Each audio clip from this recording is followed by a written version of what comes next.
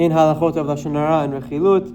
We're talking about different misconceptions in the Halachot. Category number 18 and the last for Lashon Hara is even negligent Lashon Hara. If one was muttering negative words to himself about another in a place where people are sometimes present and a bystander overheard him, this would constitute a peshi'ah, a negligent act on the part of the speaker, and he would be liable for Lashon Hara. Similarly, if a person relayed Lashon Hara to someone who did not hear him, but another unintended listener did hear the statement, he would still be guilty of violating the Assur of forbidden speech. So this is it sounds a bit silly, but no one's really talking to themselves anymore. But it could be more common in, let's say, group chats, in WhatsApp on our phones.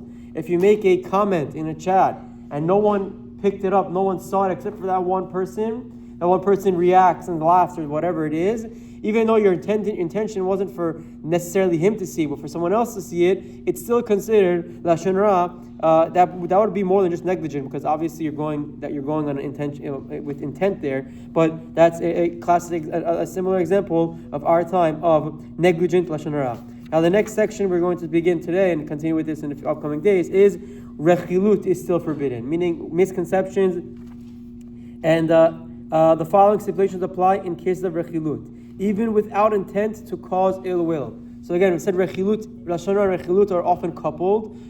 We spoke of Rechilut in the previous week's parasha, Lo telech rachil be'amecha. It's translated loosely as being a peddler.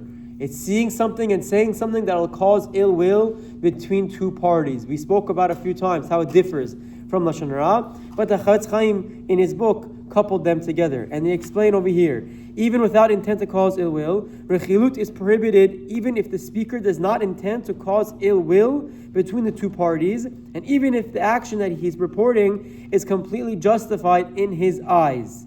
The Chafetz Chaim brings many examples and proofs.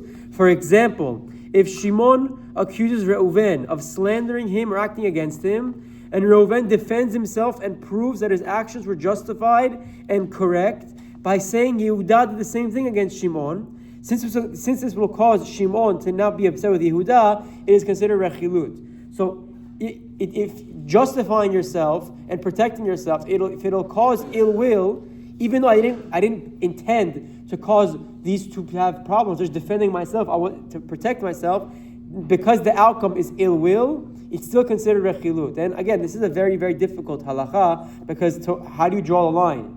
Someone is very sensitive. You can never, ever engage in conversation with him, because if you say something happened, he's going to get upset and start hating that guy. So in theory, yes, which is why we always recommend we have to stop talking about people, because there's so many halachot that people forget about, that don't know about, that when we talk about other people, we're bound to slip up in these realms. And this is the first category of Rechilut. It's still forbidden without intent to cause ill will. I don't intend to cause these two people to have problems. I merely do it to support or defend myself. But if it does cause problems, it's considered Rechilut. Hazaku Baruch.